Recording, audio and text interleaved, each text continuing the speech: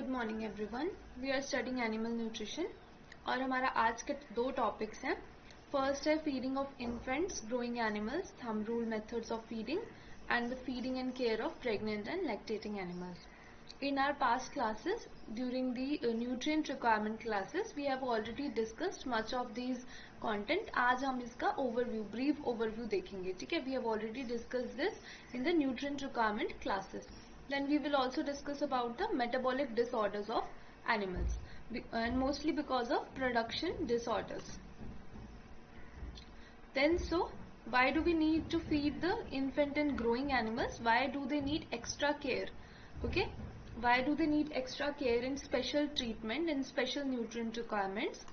Because see, during the birth, okay, birth के time पे जो माइक्रोबियल लोड और जो माइक्रोब्स डेवलप हो जाते हैं, ठीक है, वो ही थ्रू आउट लाइफ, और जब एनिमल जो है, ग्रोइंग एनिमल स्पेशली, ठीक है, उस टाइम पे ग्रोइंग एनिमल जो है वो ग्रोइंग एनिमल की जो ग्रोथ होती है एंड जो न्यूट्रिएंट रिक्वायरमेंट्स होती हैं, अगर वो फुलफिल हो जाए, ओके, तभी वो फार्म जो है वो प्रोडक्टिव माना जाता है। Okay, because these are the growing animals are the future stock. Okay, इसीलिए उनकी ग्रोथ रिक्वायरमेंट्स फुलफिल करना बिकम्स वेरी इंपॉर्टेंट अदरवाइज। और सेकेंड चीज ये भी है, because they suffer from multiple diseases and mostly diarrhoea, ठीक है। मोस्टली अगर आपने फार्म में देखा होगा तो जो ग्रोइंग एनिमल्स होते हैं, specially the post weaned animals, okay, after weaning of the animals, calves mostly, तो वो मोस्टली डायरिया से, गैस्ट्रोइंटेस्टाइनल डिजीजेस, पैरासिटिक डिजीजेस जो कि डायरिया की फॉर्म में मैनिफेस्ट होती हैं, तो mostly they suffer from these kind of diseases. And if they are housed poorly और एडिक्वेट वेंटिलेशन नहीं है and other diseases get precipitated. Okay, तो इसीलिए इस टाइम पे उनकी ग्रोथ, उनकी care and management becomes very important. Same goes for lactating animals as well, ठीक है। उस टाइम पे भी animals are very susceptible to multiple production disorders, ठीक है। तो hypophosphatemia we have already discuss जब हमने मिनरल की डेफिशिएंसीज डिसऑर्डर्स पढ़ी थी। So how the lactating animals, the parturient animals, post parturient animals are very susceptible to multiple disorders. सबसे पहले starting from the milk fever, okay, hypocalcemia, then they are also very susceptible to hypomagnesic tetany, grass tetany, okay, and PPH, post parturient hemoglobinuria, that is also there because of hypophosphatemia. Then they are also very susceptible to ketosis because of negative energy balance. Okay, so all these diseases are mostly found in these classes of animals. इसीलिए उस time पे their care and management, their proper feeding becomes very essential. And then starting from the infant animals, okay, so infant, as soon as there is the birth of the animal, उस time पे immune status animal का बहुत low होता है, and you must be knowing that whenever the immune status is very low, तो they are very susceptible to multiple infectious diseases. Okay, infectious diseases से बहुत susceptible होते हैं। तो as soon as the birth is there, सबसे पहले तो colostrum feeding becomes very important because colostrum is rich in immunoglobulins and the digestive system of the infant, तो उस टाइम पे जो intestine है वो large molecules of immunoglobulins, large molecules of proteins को वो absorb कर पाता है। Otherwise later on enzymatic breakdown शुरू हो जाती है। Within first 2-3 days it can it can absorb as such, immunoglobulins को as such absorb कर सकता है, and colostrum is rich in immunoglobulins, ठीक है। It is very rich in immunoglobulins, the protein content is very high, colostrum का protein content as compared to the colostrum feeding is initiated in the beginning only. And then the neonatal period, okay, that is also very critical because metabolic immune development, as I've mentioned, and then later on the rumen maturation also begins. So rumen maturation needs to be rumen also needs to be mature, so उसके लिए rumen microbes needs to be developed. तो इसी के लिए calf starter हम start कर देते हैं। Then growth में increase in the body weight. So what is exactly growth? Growth is the physiological increase in the body weight, ठीक है। तो उस टाइम पे भी ग्रोइंग फेजेस में भी इट बिकम्स वेरी इंपॉर्टेंट, ठीक है, ताकि एंड स्पेशली फॉर द, अगर हम काव्स की बात करें तो ग्रोइंग इज इम्पॉर्टेंट, क्योंकि तभी तो मेच्योर बॉडी साइज जल्दी से रीच होगा, ठीक है, मेच्योर बॉडी साइज रीच होगा, then the animal will start producing milk and etcetera. Then whereas in the case of sheep and goat, okay, इसमें इनके केसेस में because they are also utilized for meat production, in the cases of pigs as well. So because they are utilized for meat production, तो इस उनके cases में growing stage becomes very important, क्योंकि उनको mature body weight जल्दी से जल्दी reach करवाना होता है, इसीलिए तो nutrient requirements during this phase also becomes very important. So high growth rate demands होती हैं उस time पे, एंड प्रोटीन रिक्वायरमेंट उस टाइम पे बहुत हाई होती है as compared to the maintenance and the adult protein requirements. Then the digestive system भी उस टाइम पे इमेच्योर होता है, और रूमन जो है वो फर्मेंट भी नहीं कर पाता. ओके, तो प्री रूमिनेंट काव्स जो होते हैं, pre weaned calves, pre ruminant calves, वो एसेंशियली मोनोगैस्ट्रिक एनिमल्स की तरह ही फंक्शन करते हैं, बिकॉज रूमन में माइक्रोबियल डेवलपमेंट नहीं होती, विच मीन्स कि उनको वही सारी वाइटामिन रिक्वायरमेंट्स सेम रहेंगी. विटामिन बी कॉम्प्लेक्स जो है वो एक्सटर्नली प्रोवाइड करनी पड़ेगी. whereas we have already discussed how in the case of ruminant animals the rumen microbes are able to synthesize especially the vitamin B complex. Okay, most of the vitamin B complex, even the vitamin K that is synthesized inside the body itself, तो उसमें only some of the minerals and other such components are required in the diet, जैसे कि nitrogen sulfur ratio, okay, that becomes essential, otherwise sulfur containing amino acids become deficient. Then secondly, cobalt is also required in the diet so that vitamin B12 can be synthesized from the cobalt that comes from the diet. So ruminants are able to synthesize all these pertaining to the rumen microbial profile that is inside the animals, but that is not so in the case of pre-ruminant calves, क्योंकि उसमें अभी rumen mature नहीं हुआ होता है. rumen becomes mature at 6 months of age, ठीक है, 6 months of age में rumen mature हो जाता है.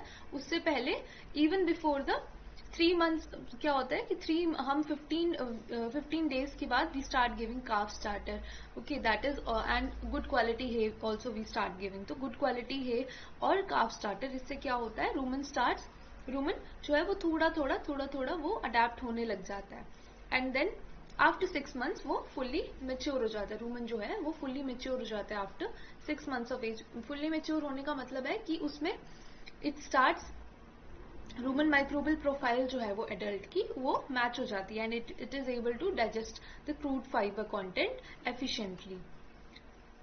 देन न्यूट्रिशनल डेफिशिएंसी इन्फेंट के टाइम पे, तो स्टंटेड ग्रोथ होती है, पुअर इम्यूनिटी होती है, and mortality is very high. Okay, mortality is very high and adult की प्रोडक्टिविटी इज ऑल्सो रिड्यूस्ड. इसीलिए ये ग्रोइंग स्टेजेस जो है इन्फेंट से लेके growing stages, this become important, ताकि इम्यूनिटी डेवलपमेंट हो जाए उस टाइम पे, इम्यून स्टेटस एनिमल का अच्छे से डेवलप हो जाए, देन स्टंटेड ग्रोथ ना हो. ओके, प्रॉपर ग्रोथ जो है उसको एडिक्वेट ग्रोथ हो जाए, and sometimes even in case of diarrhea and other diseases of the neonatal calves, उस टाइम पे mortality rate is also very high, and then adult productivity is also reduced whenever there will be nutritional deficiency in the initial stages. and जो cross bred calves होते हैं वो काफी जल्दी grow कर जाते हैं, इवन 0.5 kgs पर डे तक ग्रो करते हैं cross bread calves. Okay, cross bread काव जो है वो 0.5 kgs पर डे तक ग्रो कर जाते हैं, and then whereas buffalo calves 0.4, and then Indian cattle जो है 0.4. ओके, इंडियन कैटल जो है वो less than 0.4. Okay, this is less than 0.4 kg per day. Okay, then colostrum. Okay, so you must be knowing that colostrum जो होता है, it is the first milk that is secreted. It is very rich in immunoglobulins, very rich in protein, okay, very nutritious in nature, and it also has laxative effect. And then so it has a laxative effect, so it helps in the expulsion of the meconium. Meconium is the first fecal material that comes out of the infant's body. So colostrum, first milk that is secreted, so it has higher quantities of protein, up to 17%, versus the normal milk which has around 3.5%. It is rich in immunoglobulins IgM, IgG and IgA. which provides passive immunity. Okay, it provides immunoglobulins, provide passive immunity to the growing calves, and proteins are able to cross the intestinal wall within the first 12 hours of life, as I've already mentioned. Initial stages में as such protein can be absorbed from the body, from the intestine. Otherwise, in later stages, after 12 hours, what happens is that कि these protein starts breaking down. ठीक है, तो ये protein जो है immunoglobulin, it will break down further because these are protein in nature. Then, or it is also rich in vitamin A, D, E, minerals, calcium, magnesium, iron, phosphorus, and has a laxative effect, which helps in, should be fed within 2 hours of birth, continue for the first 3 days. Basically colostrum जो है वो धीरे धीरे taper होने लग जाता है after first day, second day, third day, and उसके बाद normal milk starts, and then the colostrum protein already mention. Then after that उसके बाद क्या होता है, मिल्क रिप्लेसेस. मिल्क जो है हम टेपर इन करते रहते हैं अप टू वीनिंग. ठीक है, वीनिंग तक हमने मिल्क जो है वो रिमूव कर देना होता है, and animal is separated from the dams. तो calves are separated from the dam, उसको बोलते हैं वीनिंग पीरियड. ठीक है, इसमें होता है 3 months तक होता है ये. Then milk replacers fed when, so milk replacer basically यहाँ से ये पूछा जाता है कि इसकी फॉर्म कौन सी होती है. काफ स्टार्टर जो होता है वो सॉलिड फॉर्म में होता है, एंड मिल्क रिप्लेसर जो होता है वो ग्रूएल फॉर्म में होता है. ये पूछा जाता है यहाँ से. तो calf starter is in the solid form and the milk replacer is in the gruel form. So it should have high biological value. So milk replacer is basically जब हम मिल्क जो है वो रिड्यूस कर देते हैं, हम काफ को डैम का मिल्क नहीं देते, instead we will give the milk replacer. So that is the meaning of milk replacer. Then calf starter, उसके बाद एज आई मेंशन हमने इसको डे 15 से काफ स्टार्टर स्टार्ट किया जाता है. Okay, it is started from day 15. Day 15 से काफ starter शुरू कर दिया जाता है.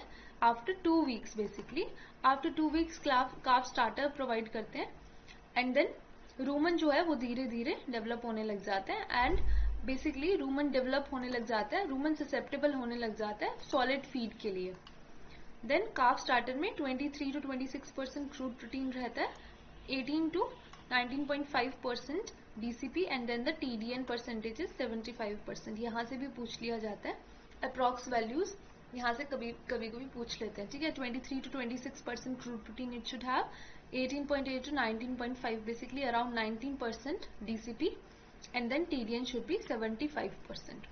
तो अर्ली वीनिंग जो है वो तभी पॉसिबल हो सकती है अगर गुड क्वालिटी स्टार्टर प्रोवाइड किया गया हो. ठीक है, काफ स्टार्टर, ताकि वो एनिमल जो है वो अडेप्ट हो जाए for having the solid feed. Then pre ruminant phase बोलते हैं बर्थ से 3 months तक, and post ruminant after 3 months, क्योंकि 3 months के बाद rumen start developing, and 6 months पे वो मेच्योर हो जाता है. Then feeding of the pre ruminant calves, यानी कि 3 months तक. ठीक है, प्री वीन्ड काव्स को प्री रूमिनेंट काव्स कहते हैं. तो रूमन जो है एनाटॉमिकली प्रेजेंट, वो तो anatomically right from the birth it will be present, but वो उतना डेवलप नहीं होता. एंड सेकेंडली ईसोफेजियल ग्रूव जो होता है वो बाईपास कर देता है मिल्क को. Okay, the milk bypasses the rumen via oesophageal groove. तो जो एनिमल जब after birth, oesophageal groove is very active, तो वो क्या करेगा, वो मिल्क को from the starting point, that is from the oesophagus, वो डायरेक्टली उसको एबोमेजम में पहुंचा देता है. ठीक है, it will bypass the rumen reticulum omasum. Otherwise क्या होता है, अगर ये ईसोफेजियल ग्रूव फुल्ली क्लोज ना हो एडल्ट एनिमल में, फिर उसके बाद क्या होता है, after that it gets closed. But क्या होता है, अगर इनिशियली ये डेवलप ना हो तो फिर एनिमल में एबोमेजम की जगह मिल्क जो है वो रूमन रेटिकुलम और ओमेजम और वहां पे चला जाता है. ठीक है, अपार्ट फ्रॉम एबोमेजम वो बाकी portions of the rumen reticulum omasum यहाँ पे चला जाता है. इससे क्या होता है, ठीक है, इससे पैथोलॉजिकली वहां पे नेक्रोसिस होने लग जाती है, इन्फ्लेमेशन हो जाती है, नेक्रोसिस होने लग जाती है. Okay, so that part also gets affected. तो रूमन जो होता है उसका टावल लाइक अपीयरेंस हो जाता है pathologically. Then pre ruminant phase में rumen is anatomically present but physiologically undeveloped. Development जो है वो स्टार्ट होती है after 3 months. Okay, then daily nutrient requirements जो है वो हमने डिस्कस कर लिए in the nutrient requirement phase.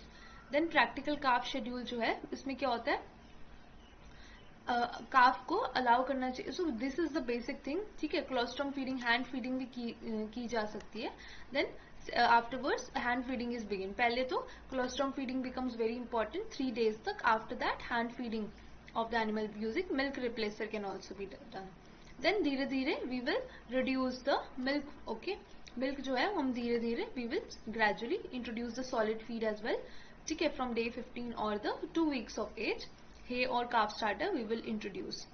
Then vitamin A supplementation becomes very important. ठीक है, vitamin A supplementation is very important because animal जो है as we have discussed, vitamin A जो है वो anti-infective vitamin होता है. सो that is why it is important. और ये इम्यून स्टेटस को भी इम्प्रूव करता है एनिमल के. Then green fodder, sometimes green fodder जैसे कि मेज जो है उसमें already beta carotene vitamin A is very good.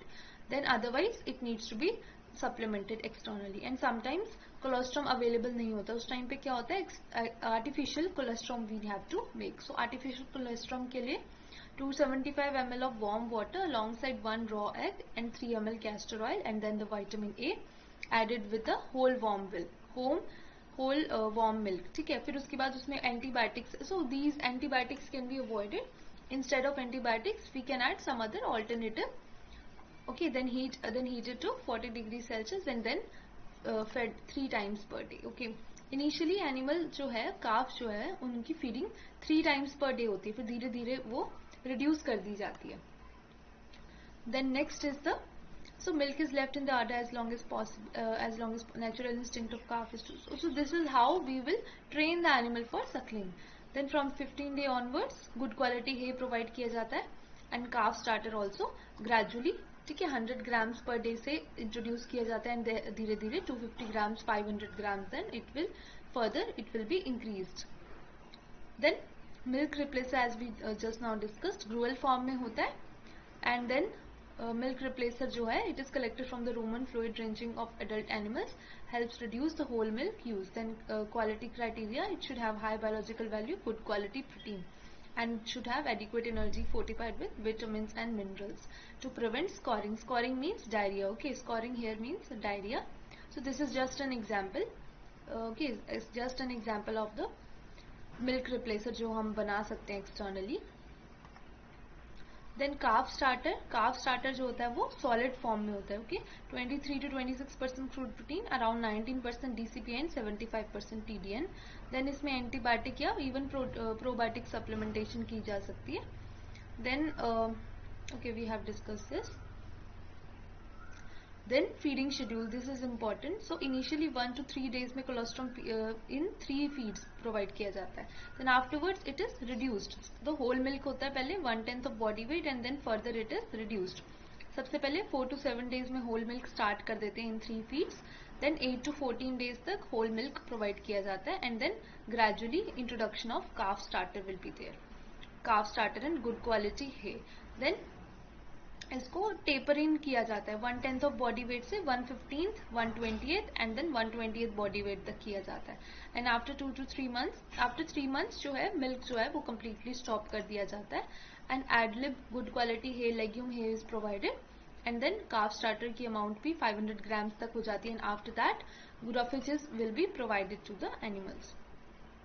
So from 3rd day onwards cultivated green, from 3rd day onwards, from 3rd month onwards. Okay, from 3rd, so this was pre-ruminant calf. अब pre-ruminant calf के बाद after weaning of the animals, 3 months पे weaning हो जाती है. So after weaning of the animals, so cultivated green forages, hybrid napier, paragrass, guinea maize, ये grasses जो हैं, ये green forage जो है रफेज, वो एनिमल को इंट्रोड्यूस करवा देते हैं. तो we will start increasing its amount. So green fodder जो है 2 kg पर डे तक दे सकते हैं आप 3 months तक. ग्रेजुअली आप उसको इंक्रीज करोगे एट 6 months, तो आप उसको 5 to 10 kgs तक you will increase it. Then type 1 concentrate mixture 0.75 kg दिया जाता है. Then later on again it will be increase to 1 kg and 1.5 kg. Then green leguminous forage जो हमने डिस्कस किया था, इसमें crude protein content is very high. Then the calcium content is also good. Then vitamin minerals are also very high. तो legume forage जो है बरसीन, leucine, alpha ये सब हम प्रमोट करते हैं. Cowpea wilted in sun 3 to 4 days. तो बेसिकली विल्टिंग से क्या होता है, इससे chances of bloat will be reduced. Okay, because जो ये होते हैं लेग्यूमिनस फॉडर्स जो होते हैं, these have ये जो होते हैं ये ब्लोट कॉजिंग होते हैं. ठीक है, दो टाइप्स के ब्लोट होते हैं. ओके, तो ये जो है ये ब्लोट कॉज करते हैं बिकॉज इसमें सपोनिफाइंग प्रॉपर्टीज होती हैं. ठीक है, सोप फॉर्मिंग प्रॉपर्टीज होती हैं, तो ये ब्लोट कॉजिंग भी होते हैं, इसलिए इनकी विल्टिंग कर दी जाती है ताकि हे बन जाए. Okay, good quality hay it is formed from this. Then after 6 months okay जो हीफर्स जो होते हैं उनको सेपरेट कर देते हैं बुल्स से. देन उनकी रिक्वायरमेंट भी चेंज हो जाती है. Nutrient requirement is also changed and then based on the feeding standards, then maintained on good roughage, minimum concentrates. So concentrate feeding will depend on the type of animals. ठीक है, classification. So because the nutrient, the energy levels will vary. Then from 7 to 24th month, concentrate mixture 16% DCP, 70% TDN. Then leguminous fodder 15 to 20 kg per head. Then concentrate जो है वो 1 kg per day दिया जाता है maintenance के लिए, around 1 kg per day. Okay, then roughage जो है 2.5 kg per day, 2.5 kg for 6 to 12, 2.5 kg per kg body weight होगा ये. Normal growth rate again we have discuss. Indigenous cattle buffalo ये उल्टा दिया है, क्रॉस ब्रेड कैटल का 0.5 होगा और इंडिजिनस का 0.4, लेस देन 0.4 होगा. Then thumb rule method. So basically thumb rule method जो हमने सैवेज का फीडिंग स्टैंडर्ड पढ़ा था, that is only thumb rule method. तो क्या होता है, ड्राई मैटर जो होता है, बेसिकली सबसे पहले ड्राई मैटर देखते हैं कि कितना कैलकुलेट करना है. For cattle it is 2 kg per, basically जो 2% ऑफ बॉडी वेट है that is only 2 kg per 100 kg of body weight, basically 2% of body weight. Then for buffaloes 2.5% that is 2.5 kg per 100 kg body weight. Then dry matter is partitioned, 2/3 जो होता है वो roughage होता है and 1/3 as concentrates. Okay, 2/3 as roughage and 1/3 as concentrates. This is as per the savage treatment method. अगर green legume fodder है तो it will be reduced further. Okay, 1/4 जो है वो ग्रीन लेग्यूम होगा and 3/4 will be the dry forage. Okay, then milk production के लिए for extra 2 kg milk 1 kg extra concentrate will be provided, और बफलोज में for every 2.5. Okay, then extra allowance is provided for pregnancy. Last trimester में 1.25 kg 1.75 kg extra allowance provide किया जाता है. Okay, so this was example. So as we mention, ठीक है, ज़ीबू cattle के स्ट्रॉ जो है वो 4 kg and cross bread and buffaloes के लिए 4 to 6 kg स्ट्रॉ मेंटेनेंस के लिए. ठीक है, देन कंसंट्रेट मिक्सचर जिसका 14 to 16% DCP एंड 68 to 70, basically 70% TDN, basically maintenance के लिए. Okay, just now we discussed 16% DCP and 70% TDN, ये मेंटेनेंस के लिए होता है. और ज़ीबू कैटल के लिए 1 to 1.25 kg and crossbred के लिए 2 kg. लास्ट ट्राइमेस्टर में okay 1.25 kg 1.75 kg respectively zebu और क्रॉस ब्रेड के लिए. Then extra allowance 1 kg extra for 2.5 kg okay in case of zebu cattle and 2 kg for buffaloes. यहाँ पे उल्टा लिखा हुआ है, ये चीज़ यहाँ पे उल्टी लिखी हुई है. 2.5 kg जो है वो बफलोज के लिए नहीं है, मुझे यहाँ पे डाउट हो रहा था. 2 kg जो है वो है बफलोज के लिए. ओके, एंड 2.5 kg ज़ीबू कैटल के लिए. Okay, so extra allowances provide करने चाहिए. देन कंसंट्रेट मिक्सचर का 20% CP होना चाहिए, 65% TDN, और calcium phosphorus also important. Milk production के लिए कैल्शियम फॉस्फोरस भी बहुत इंपॉर्टेंट होता है because the losses are very high. Then feeding and care of pregnant animals. ठीक है, अभी हमने ये थंब रूल मेथड पढ़ा ना, तो same for the pregnant animals. Okay, क्योंकि प्रेग्नेंट एनिमल उसमें फीटल डेवलपमेंट होता है in even for the heifers during the first and second parturition. तब फर्स्ट एंड सेकेंड पार्चुरेशन तक 10% and 20% extra allowance needs to be fed. ये हमने nutrient requirement के time पे भी डिस्कस किया था. So pregnant animals need extra allowance for maintenance, for fetal growth and for building body reserves for the next lactation. इसलिए इनके cases में it becomes very important कि extra allowance feed किया जाए, otherwise they will suffer from deficiency disorders. The nutrient requirements 2 parts में होते हैं, maintenance requirement and extra allowance. Just now we discussed extra allowance जो है pregnancy के टाइम पे कितना रहना चाहिए. 1.25 kg extra allowance होता है क्रॉस ब्रेड वगैरह के लिए, बफलोज के लिए 1.75 kg लास्ट ट्राइमेस्टर के टाइम पे. ओके, देन अगेन उनका बॉडी वेट जो है वो नहीं, सिर्फ और सिर्फ बॉडी वेट इंक्रीज होगा, so that will pertain to the body weight growth because of foetal development. But इसमें जो है इनिशियल बॉडी वेट भी प्रेजेंट होना चाहिए. ठीक है. देन फीडिंग मिल्च एनिमल्स के केसेस में that is lactating cows. Again 2.5 kg जो है, this is for buffaloes, 1 kg for 2 kg body weight, 1 kg for 2 kg milk production, that is for the zebu cattle. Then last 3 days before calving, तो उस time पे क्या होता है, brands जो होते हैं, वीट ब्रांड की लेग्जेटिव प्रॉपर्टीज होती हैं, तो उस टाइम पे कॉन्स्टिपेशन के चांसेस बिकम वेरी हाई. तो उस टाइम पे ब्रांड यानी कि लेग्जेटिव फीड प्रोवाइड करनी चाहिए. ग्रीन फॉडर कम हो जाती है बिकॉज रूमन जो होता है उसका स्पेस बहुत कम हो जाता है. देन आफ्टर पार्चुरेशन ब्रांड माश देते हैं, jaggery, warm water, gradually resume. तो उस टाइम पे न्यूट्रिएंट डेंस जो होता है, एनर्जी डेंस कंपाउंड्स प्रोवाइड किए जाते हैं. Concentrate feeding is very important at that time. Then धीरे धीरे vitamin A and etcetera that is fed to the animal. Lactating cow की न्यूट्रिएंट रिक्वायरमेंट लैक्टेटिंग काउ में मेंटेनेंस रिक्वायरमेंट रहेगी, और साथ ही साथ मिल्क प्रोडक्शन के लिए भी extra alliance need to be provided to the animals. तो फिर cow milk, so it is depending on the milk fat percentage, जिसको FCM कहते हैं, फैट करेक्टेड मिल्क के हिसाब से. फैट करेक्टेड मिल्क के हिसाब से इसको कैलकुलेट किया जाता है. देन क्वालिटी रफेज जो होता है, तो बेसिकली उस टाइम पे लेगुमिनस फॉडर प्रोवाइड करना चाहिए. ओके, लेगुमिनस फॉडर 1 kg पर 2.5 kg फॉर क्रॉसब्रीड, 1 kg पर 2 kg for zebu. Then high yielding cows के लिए 2.5 kg concentrate mixture, 6 kg green fodder from roughages. Lactating buffaloes में extra concentrate at 0.5 kg and along with this 8% bypass protein also should be provided to very high yielding animals. Okay, 8% bypass protein वो आपने याद रखना है हमेशा. Then during the transition period कौन सा होता है, just before calving and just after calving. ठीक है, calving से just before पहले and then just after, that is called as the peri-parturient period or the transition period.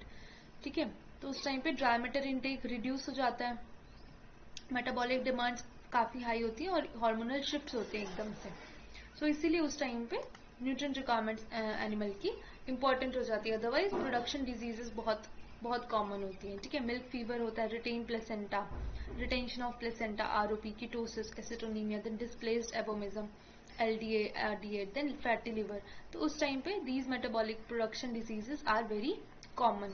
तो प्री ट्रांजिशन यानी कि ड्राई पीरियड में, उस टाइम पे प्री ट्रांजिशन पीरियड में ड्राई पीरियड होगा. Then anionic salts are very important, जैसे हमने पढ़ा था DCAB. Okay, we have already discussed it in much detail.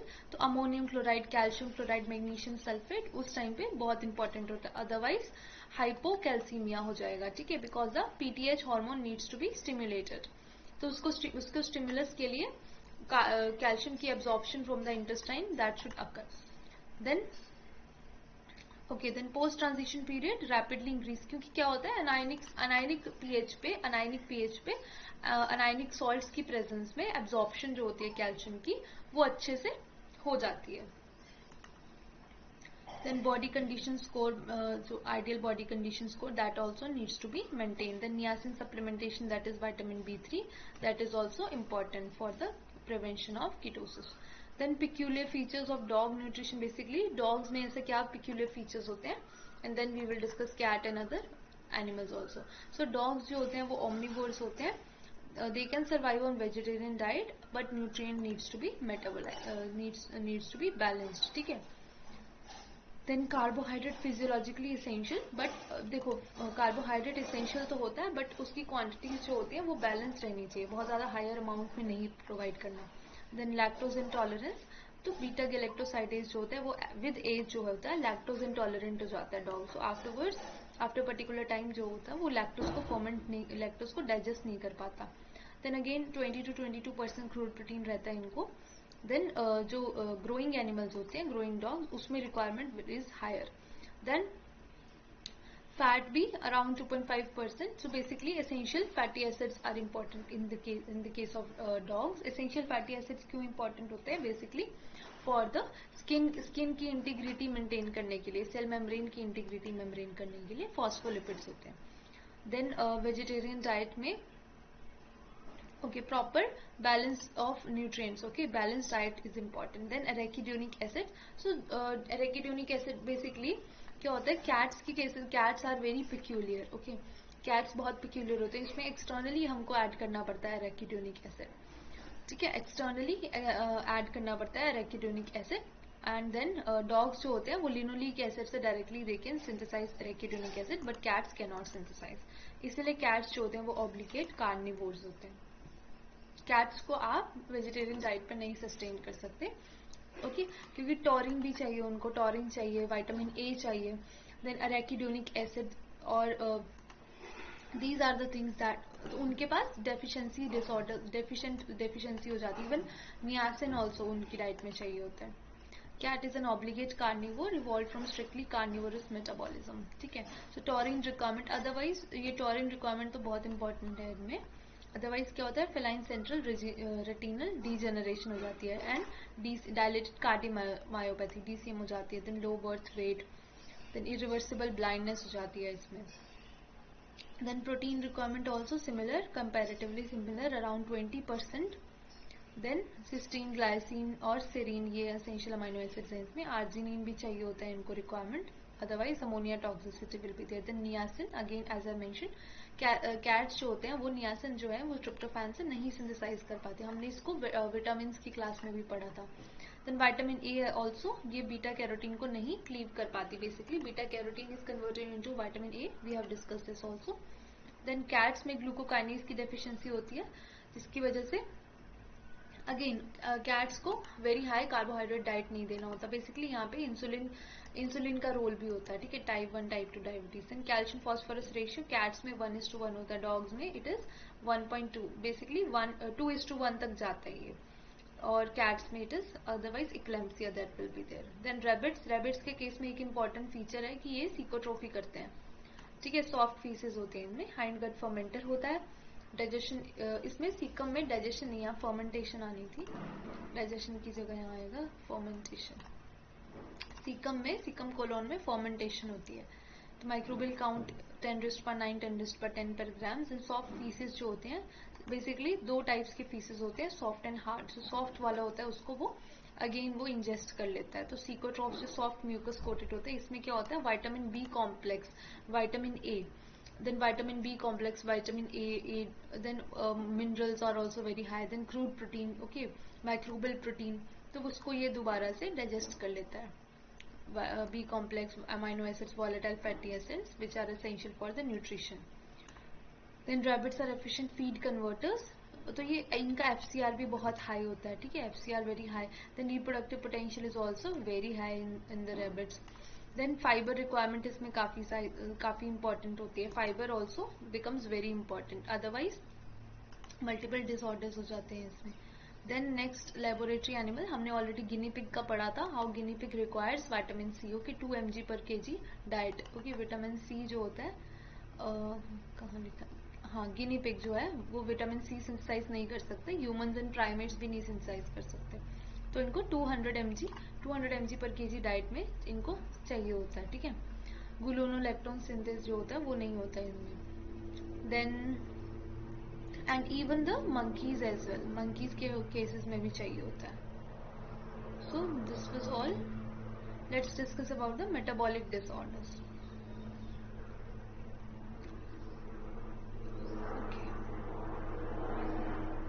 So metabolic and production disorders. क्योंकि प्रोडक्शन के केसेस में losses are very high. Output is very high. तो input अगर low होगा, विच मीन्स कि डाइटरी इनटेक या animal की body में रिजर्व्स नहीं होंगे, so it will suffer from negative balance हो जाएगा. When the output is very high but the input is very low. जब आउटपुट बहुत ज्यादा होता है, इनपुट बहुत कम होता है, देन जो होता है प्रोडक्शन डिसऑर्डर्स या मेटाबॉलिक डिसऑर्डर्स हो जाता है, imbalance, because of the imbalance. So diseases arising due to imbalance between input, that is the dietary nutrients, and the output, that is the production. तो ये जो डिस्टर्बेंस हो जाता है होम्योस्टैसिस का, ठीक है, ये जो डिस्टर्बेंस होता है इंटरनल होम्योस्टैसिस का, इसकी वजह से एबनॉर्मल मेटाबॉलिक प्रोसेस रेट्स हो जाता है, ठीक है. तो these are all metabolic in origin, ठीक है, बॉडी में इम्बैलेंस की वजह से है. And sometimes even man made क्यों बोल रहे हैं इसको, बिकॉज प्रोडक्शन जो है हमने ही उसको इंक्रीज किया हुआ है. Basically we want the production to be very high, इसीलिए वी नीड टू, जब तक हम उसको डाइटरी सप्लाई नहीं करेंगे, इनपुट नहीं देंगे, so production becomes very high. And then because of our own problems ये जो है प्रोडक्शन डिसऑर्डर्स हो जाते हैं, प्रोडक्शन डिजीजेस हो जाती हैं. तो पार्चुरेशन के टाइम पे ये काफी ज्यादा हाईली ससेप्टेबल होते हैं. एंडोक्राइन सिस्टम जो होता है वो मेंटेन करता है, एंडोक्राइन सिस्टम यानी कि hormones, PTH hormone, calcitonin, vitamin D3, ये बात हो रही है मिल्क फीवर की. Milk fever and also the recumbency जब एनिमल की हो जाती है उस टाइम पे भी ये रीजंस होते हैं. देन इंसुलिन ग्लूकागोन की control, insulin and glucagon glucose को कंट्रोल करते हैं, होम्योस्टैसिस मेंटेन करते हैं. देन हाई यील्डिंग ब्रीड्स जो होते हैं जैसे Jersey, HF and crossbred animals, they are mostly susceptible to these problems. And transition phase जैसे हमने अभी पढ़ा, that is the most critical. Periparturient phase जो होता है वो सबसे ज्यादा क्रिटिकल होता है. पेरीपार्चुरिएंट यानी कि dry period, immediately before parturition and immediately after parturition. So उस टाइम पे down cow syndrome, milk fever, जब कैल्शियम कम हो जाता है, grass tetany, magnesium hypomagnesaemic tetany, ठीक है. Then ketosis, fatty liver, non esterified fatty acids जब इंक्रीज हो जाते हैं, कीटोसिस जब नेगेटिव एनर्जी बैलेंस हो जाता है, इवन रूमिनल एसिडोसिस जब, ठीक है, सब एक्यूट रूमिनल एसिडोसिस यानी कि सब एक्यूट रूमिनल एसिडोसिस या फिर लैक्टिक एसिडोसिस, उस टाइम पे क्या हो जाता है, फर्मेंटेशन बहुत हाई होती है, ठीक है. तो हाई फर्मेंटेशन की वजह से पीएच जो होता है वो एकदम से रिड्यूस हो जाता है, जिसकी वजह से even laminitis and other things that also develop, तो rumen acidosis. Then these are the hub of metabolic disorders which occur in the case of production animals. Then starting with the milk fever or parturient paresis और hypocalcemia.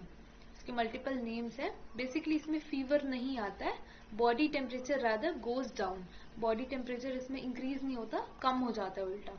So it is also known as parturient paresis, parturient apoplexy, then hypocalcaemia and the milk syndrome. तो ये क्या होता है, it is afebrile. Basically afebrile means इसमें fever नहीं होगा. Main इसका जो नेम है that is a misnomer basically. So it is a metabolic disorder of high yielding dairy cattle or buffaloes occurring around parturition, immediately after parturition, basically 24 to 48 hours after parturition. It is primary cause क्या है, hypocalcemia. So it is characterized by weakness, recumbency, paresis, peripheral circulatory failure and then thereby even death in extreme cases. तो sudden calcium demands increase हो जाती है, calcium demand एकदम से increase हो जाती है because cholesterol and then the milk production, cholesterol में बहुत high amounts of calcium loss हो जाता है. Then high calcium diet prepartum period में, we have discuss this milk fever in too much detail. जब हमने कैल्शियम पढ़ा था तो वहां पे मैंने आपको पूरा अच्छे से एक्सप्लेन किया था कैसे डाइटरी DCAB बैलेंस जो होता है, dietary कटाइन anion balance, that is very important during the dry period. So suppressive active calcium absorption, then bone resorption mechanism. Excess dietary phosphates inhibits the renal alpha hydroxylase. So reduced active vitamin D3, DCAB, high potassium or sodium diet. Basically we want it to be acidic, okay, ammonium chloride या magnesium sulfate, acidic should be provided. ठीक है, high chloride या sulphate acidic होना चाहिए, otherwise अगर alkaline होगा तो PTH hormone जो होता है वो इनसेंसिटिव हो जाता है. Then sometimes genetic predisposition is also there. Jersey breed is most susceptible, risk increases 9% पर lactation. Then oxalate rich diet because that will also calcium के साथ बाइंड कर जाएगा, कैल्शियम प्रेसिपिटेट हो जाएगा, GIT disturbances, impaired calcium absorption. Then complete milking in the first 48 hours is a precipitating factor. 3rd to 7th calving most affected. Then deficiency of vitamin D3, reduced calcium absorption, reduced bone resorption process.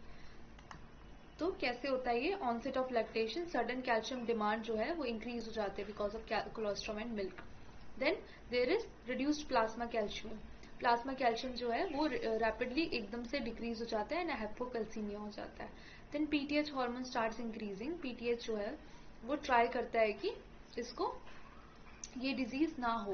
Then 125 dihydroxy cholecalciferol active form of vitamin D, ये भी increase होने लग जाता है.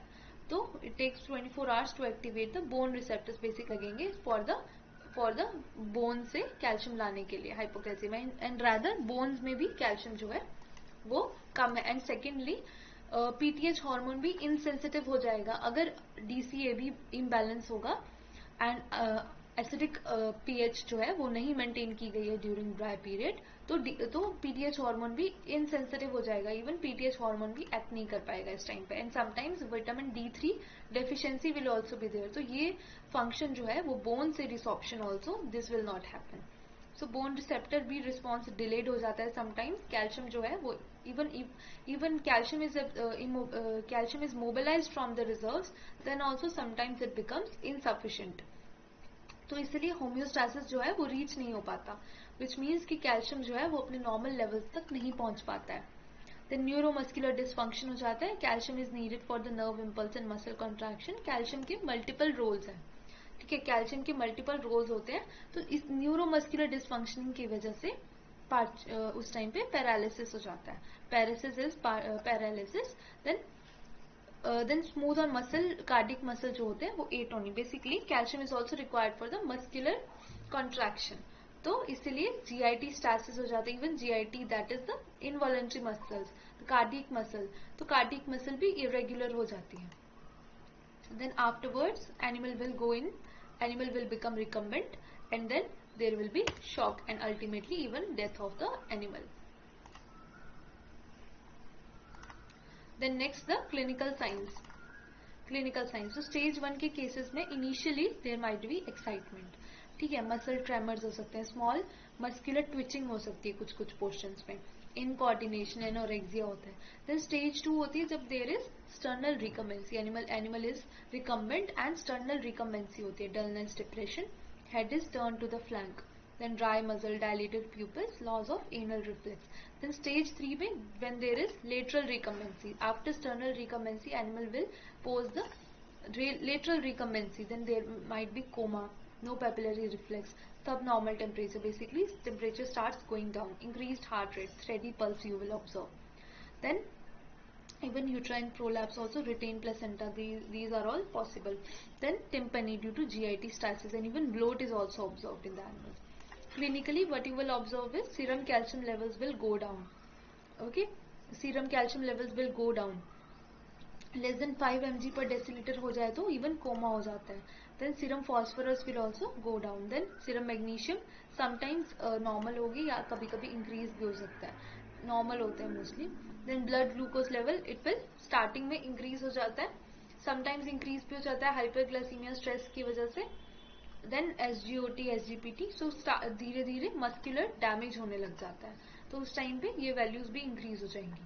Then bradycardia, arrhythmia, then urine में कोई specific. Then so diagnosis आपने कैसे डायग्नोज करना है. इनिशियली सबसे पहले तो आपने इसको प्रिवेंट ही करना है. ओके, इसको प्रिवेंट करना is basically important. Treatment management तो बात की बात है, immediate treatment becomes very important इसके केस में. तो डायग्नोसिस आप कैसे करेंगे. हर केस में आपको सबसे पहले तो जब भी डायग्नोज करनी है कोई भी डिजीज, तो it starts from the history taking of the animal, that is anamnesis. तो हिस्ट्री से सबसे पहले स्टार्ट किया जाता है.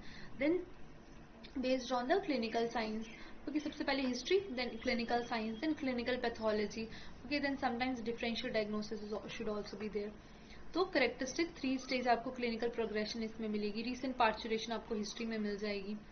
देन सीरम कैल्शियम लेवल्स आपको कम मिल जाएंगे. देन रैपिड रिस्पॉन्स, जैसे ही आप आईवी ट्रीटमेंट करेंगे कैल्शियम थेरेपी से, एनिमल रिस्पॉन्स इमीडिएटली इसमें रिस्पॉन्स आ जाता है. एनिमल जैसे ही होम्योस्टासिस मेंटेन हो जाएगा, कैल्शियम लेवल जो है वो नॉर्मल आ जाएगा, तो एनिमल एकदम से रिस्पॉन्ड करता है. बट ये जो है ये आपको इमीडिएटली उसी टाइम पे ट्रीटमेंट जो है वो स्टार्ट करनी होगी, तब एनिमल विल स्टार्ट रिस्पॉन्सिंग. अदरवाइज क्या, डाउनर काउंस, ये फर्दर जो है वो डाउनर काउ में चली जाती है. देन इसकी differential diagnosis, downer cow syndrome जो होता है उसमें बहुत ज्यादा, basically downer cow syndrome is the it is the advanced stage, ठीक है, जब एनिमल जो है वो रिस्पॉन्ड भी नहीं कर पाता उसके बाद। देन ग्रास टेटनी, इसमें क्या होती है, हाइपर एक्साइटेबिलिटी होती है और magnesium levels very low, and then magnesium therapy पे एनिमल रिस्पॉन्स करता है। देन कीटोसिस जो होती है वो एसिटोनीमिया कीटोसिस, ये होती है during the higher milk production stage. Even immediately after parturition ketosis आपको इतनी ज्यादा नहीं मिलेगी, दैट इज आप ये कीटोसिस जो होती है वो जब पीक मिल्क यील्ड होती है, धीरे धीरे ग्रेजुअली मिल्क यील्ड इंक्रीज होती है और जब वो पीक पहुंच जाती है उस टाइम पे आपको कीटोसिस मिलेगी at 3 to 4 months। Then TRP, acute toxaemia भी होता है उसमें। एक्यूट टीआरपी में जो विदर पिंचिंग टेस्ट होता है उससे आप उसको डिफरेंशियली डायग्नोज कर सकते हैं। Then obturator paralysis, sciatic nerve paralysis, इसमें क्या होता है, इवन डाउन काउ सिंड्रोम में भी शैटिक पैरालिसिस, ऑब्चुरेटर पैरालिसिस हो जाता है, तो उस टाइम पे डिस्ट्रोफिया की हिस्ट्री आपको इजीली मिल जाएगी। देन ट्रीटमेंट एंड मैनेजमेंट, तो सबसे पहले तो कैल्शियम बोरोग्लूकोनेट जो होता है वो प्रोवाइड किया जाता है एनिमल को, स्लो आईवी देते हैं, एंड देन 1 ग्राम कैल्शियम पर 45 kg body weight, and then उसको इमीडिएटली उसको कैल्शियम बोरोग्लूकोनेट की ट्रीटमेंट स्टार्ट कर देनी चाहिए। Then sternal recumbency, then monitor, फिर उसको कम्प्लीटली एनिमल को मॉनिटर करना होता है। Then if no improvement 5 to 8 hours repeat करने। Then prevention is basically important, तो इसमें क्या होता है, कैल्शियम जो होता है वो विद होल्ड कर लेना चाहिए during the dry period, and secondly during the dry period that is immediately before carving, animal should be provided immediately before calving, 3 to 4 weeks before calving, उस टाइम पे ammonium chloride and the ammonia the chloride and the sulfate that should be higher in the diets. Then vitamin D2 reserves should be there in the diet of the animal. Then second is post-parturient hypophosphatemia or hemoglobinuria that we have discussed, also known as post-parturient phosphorus deficiency, nutritional hemoglobinuria, downer cow, even in the chronic cases। downer cow के multiple causes होते हैं, क्योंकि downer cow के multiple causes होते हैं, उसमें से एक जो है वो पीपीएच से भी हो जाता है। देन बेसिकली फॉस्फोरस भी लो होगा, मैग्नीशियम भी लो होगा, कैल्शियम लो होगा, देन इवन कोई पैरालिसिस हो गया है बॉडी में, देन नर्व डीजेनरेट हो गया है, या नर्व जो होती है उसमें नर्व ब्रेक डाउन हो गया है, तो उस सब की वजह से भी डाउनर काउ सिंड्रोम हो जाती है। Then pathophysiology, low dietary phosphorus intake and massive phosphorus losses from the body. Then we have discussed this in much detail, phosphorus की पैथोफिजियोलॉजी, पीपीएच की पैथोफिजियोलॉजी। तो how it happens is that जब भी phosphorus जो होता है वो diet में लो होगा, hair grasses, low phosphorus areas में it will be mostly seen. Then massive phosphorus loss in the milk and colostrum. Then copper deficiency predisposes, and prolonged hypophosphatemia predisposing factor for intravascular hemolysis. Then post parturient, इसमें clinical signs क्या होंगे, gradual onset weakness होगी, then red brown colour urine, haemoglobinuria you will observe, then tachycardia, then downer cow, typical milk fever response. Then clinical pathology में आपको serum inorganic phosphorus के levels बहुत low हो जाएंगे, haemoglobin will be low, PCV low हो जाएगा, then urine में आपको रेड ब्राउन या haemoglobin will be present, then ghost RBCs मिलेंगे आपको in the blood.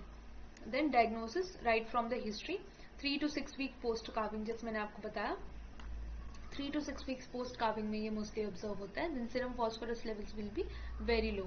Then differential diagnosis, just now as we discuss, milk fever में कैल्शियम जो होता है वो लो होता है and it responds to calcium therapy, and then secondly haemoglobinuria is not present in the milk fever.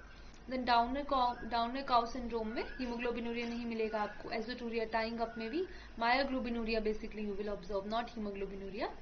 And ये जो होता है azoturia basically it is because of, इसमें क्या होता है, एकदम से इमीडिएटली हिस्ट्री आपको ऐसी मिलेगी कि एनिमल जो होता है उसको आपने रेस्ट करवा दिया था और एकदम से रेस्ट के अगले दिन आपने, मंडे मॉर्निंग सिकनेस इसको इसीलिए कहते हैं, एकदम से नेक्स्ट डे आपने उसको एक्सरसाइज में ले गए। हीमेचूरिया में हीमोग्लोबिन की जगह पे कंप्लीट आरबीसीज आपको मिलेंगे यूरिन में। देन लेप्टोस्पायरोसिस में भी अगेन इक्टेरिस, उसमें वेरी इंपॉर्टेंट चीज होती है, fever and icterus. Then infectious agent that is the aetiological agent Leptospira, वो आपको इजीली मिल जाते हैं, ब्लड में भी मिल जाते हैं। देन ट्रीटमेंट, फॉस्फोरस की डेफिशिएंसी है तो phosphorus needs to be supply to the animal, slow IV provide किया जाता है। Then even oral supplementation should be there. Calcium borogluconate भी even sometimes it is present alongside hypocalcaemia also, तो borogluconate, calcium borogluconate. Then vitamin D supplementation to enhance phosphorus absorption. Then basically prevention is better, तो ensure करना है dietary phosphorus adequacy. Then ketosis और pregnancy toxemia और acetonemia. So it is also known as postparturient dyspepsia, pregnancy toxemia, lambing sickness. तो twin lambs में ये ज़्यादा पाई जाती है. Then it is a metabolic disorder of high producing dairy cows and pregnant ewes characterized by negative energy balance, elevated ketone bodies. तो body में, blood में acetoacetate, beta hydroxy butyrate, acetone, these are the ketone bodies जो कि जिनके levels becomes very high. Then there is also hypoglycaemia. Hypoglycaemia is a important feature of pregnancy toxaemia. Then primary reason क्या होता है? Heavily fed high yielding cows over fattening कर दिए जाते हैं एट काविंग. देन जब BCS जो body condition scoring जो होती है मोर देन 3.5, तो inadequate energy intake, early lactation. Then excessive in silage feeding, sometimes excessive silage feeding से भी copper, cobalt, phosphorus, vitamin B12 की डेफिशिएंसी से भी होते हैं. Cobalt is essential for propionic acid metabolism. Basically gluconeogenesis is important. Gluconeogenesis से oxaloacetate is utilized and ketosis can be prevented. Then secondary reasons होते हैं reduction in the appetite due to abomasal displacement, TRP, metritis, mastitis, fluorosis. So secondary reasons can also be there. In the case of ovine, sheep, decline in nutrition last 2 months during pregnancy. Eves जो होते हैं more than 1 lamb, तो inclement weather. These are the characteristic features which will precipitate the disease. Then post peak prevalence होता है 20 to 30 days post calving. Fourth calving peak में basically जब भी body के reserves will be very low, उस time पे ये ज़्यादा देखने को मिलता है. First month of lactation most common. Negative energy balance होता है. Fat mobilisation is increased which means कि एसिटाइल कोएंजाइम A इंक्रीज हो जाएगा and then the ketogenesis will be there. Glucogenic precursors insufficient होते हैं. Inadequate oxaloacetate for TCA cycle. अभी जैसे मैंने आपको बताया oxaloacetate that is utilised in the TCA cycle. तो ग्लूकोजेनिक प्रिकर्सर्स जब भी इनसफिशिएंट होंगे तो oxaloacetate production will be very low, it will not be form, so TCA cycle नहीं वर्क कर पाता. देन ब्यूटारेट रिच साइलेज जो है जस्ट नाउ इन साइलेज की वजह से हमने देखा, तो ब्यूटारेट रिच साइलेज जो होता है डायरेक्ट कीटोन बॉडी में जा रही है, तो beta hydroxy butyrate that is, तो it will precipitate the disease. Then high milk production और लेट प्रेगनेंसी के टाइम पे demands will be very high. ठीक है, डिमांड्स जब भी इंक्रीज हो जाएंगे तो ग्लूकोज जो होता है वो इनसफिशिएंट हो जाता है बॉडी में, तो there is negative energy balance. Negative energy balance which means कि एनर्जी की रिक्वायरमेंट तो ज़्यादा थी बट डिमांड ज़्यादा थी बट जो है वो प्रोवाइड नहीं है, उतनी रिजर्व्स नहीं है बॉडी में. तो उस टाइम पे क्या होता है, नॉन एस्ट्रिफाइड फैटी एसिड जो है वो starts mobilizing from the adipose or the fatty tissue. तो एसिटाइल कोएंजाइम A जो है वो इंक्रीज हो जाता है, TCA की कैपेसिटी एक्सीड कर जाता है. TCA में acetyl coenzyme A is also required alongside oxaloacetic acid. So it will be diverted to ketogenesis. तो ये जो एक्सेस में एसिटाइल कोएंजाइम A है ये जो है वो कीटोजेनेसिस, कीटोन बॉडीज प्रोड्यूस करने लग जाएगा. So there will be increased ketone bodies, acetoacetate, beta hydroxybutyrate and then the acetone. Hypoglycemia, continuously hypoglycemia हो रही है and then the ketone bodies are also producing. तो इसको बोलते हैं कीटोनीमिया या कीटोनीमिया यानी कि ketone bodies in the blood. Then it will lead to ketonuria, basically ketone bodies in the urine. इसकी वजह से क्या होता है, CNS साइंस, क्योंकि all the CNS science circling etcetera all the start precipitating and then the death. Sometimes even in extreme cases there will be death also. Then the clinical signs starting from the wasting form. Wasting form में there is gradual reduction in the appetite. Animals जो होते हैं वो first grains को refuse करेंगे and then उस time पे hay eat करेंगे and later on they will also उसको hay को भी they will refuse. Inappetence and anorexia will develop. Rapid weight loss, woody appearance of the body. Loss of subcut fat and the elasticity. Then nervous form होती है जब walking in circles, head pressing, CNS signs आएंगे, apparent blindness, aimless wandering. Then moderate depression, disincline to move. Then ketone smell from the, because ketonuria है, okay, तो ketone bodies की वजह से तो फ्रूटी ओडर, कीटोन स्मेल आएगी. Staggering, partial blinded. Ovine में apparent blindness होती है, head pressing, teeth grinding. Then clinical pathology, blood glucose level बहुत लो हो जाते हैं. देन उसके बाद यूरिन में ketone bodies you will find, then milk में भी आपको मिल जाएगा। द वॉलेटाइल फैटी एसिड जो होते हैं वो इंक्रीज हो जाएंगे। लिवर में glycogen reserves will be very low. Then Rothera's nitroprusside test किया जाता है। Then diagnosis basically right from the history, then clinical signs, clinical pathology, okay, then differential diagnosis. Milk fever में अभी हमने पढ़ा कीटोन बॉडीज नहीं होते। लिस्टीरियोसिस में भी नर्वस साइंस आपको मिल जाएंगे बट उसमें कीटोनूरिया नहीं मिलेगा। देन एबोमिजल डिस्प्लेसमेंट, उसमें पिंक साउंड आपको मिलेगी ऑस्कल्टेशन के टाइम पे। Then TRP again wither pinch test करते हैं उसमें। देन रेबीज में बेसिकली कीटोन बॉडीज नहीं मिलेंगी। एंड देन प्रोग्रेसिव पैरालिसिस आपको मिलेगा। तो ट्रीटमेंट सबसे पहले इसमें क्या करना होता है, propylene glycol becomes very important. Propylene glycol उसको ओरल ड्रेंचिंग की जाती है। देन ग्लूकोज प्रोवाइड किया जाता है डायरेक्टली। कॉर्टिकोस्टेरॉइड्स, डेक्सामेथासोन ये भी प्रोवाइड करते हैं। Sodium propionate, vitamin B12 and cobalt, क्योंकि ये कोएंजाइम प्रोवाइड करते हैं, एक्टिव कोएंजाइम प्रोवाइड करता है। Then floral hydrate also for the, floral hydrate के दो रोल हैं बेसिकली, नर्वस साइंस को भी कंट्रोल करने के लिए एंड सेकेंड प्रोपियोनेट प्रोडक्शन के लिए। देन उसके बाद आता है grass tetany, that is hypomagnesaemic tetany. हमने मैग्नीशियम के टाइम पे भी इसको पढ़ा था। So it is also known as grass staggers, lactation tetany, hypomagnesaemic tetany, winter tetany, wheat pasture poisoning. So it is acute disease, often fatal, metabolic disorder of lactating dairy cows, which is characterized by low levels of magnesium. इससे hyper excitability होंगी, tetanic convulsions होंगे and death due to respiratory failure. इसका plasma magnesium levels will be very low, less than 1 mg per deciliter. Then grazing lush green pasture, autumn pasture, because these are potassium rich, तो magnesium की absorption low हो जाती है. Even after fertiliser application, potassium nitrate fertiliser, तो वहाँ पे भी magnesium की absorption becomes very low. Then cold inclement weather उस टाइम पे ज़्यादा होती है. देन वार्म लोड हिमोंकस, उस टाइम पे भी मैग्नीशियम एब्जॉर्प्शन बिकम्स वेरी लो. तो लो डाइटरी मैग्नीशियम या पोटेशियम अगर ज़्यादा हो जाए तो plasma magnesium will be very low. Then CSF magnesium again falls. Then sodium potassium ATPase function will be low. Neuromuscular excitability will increase.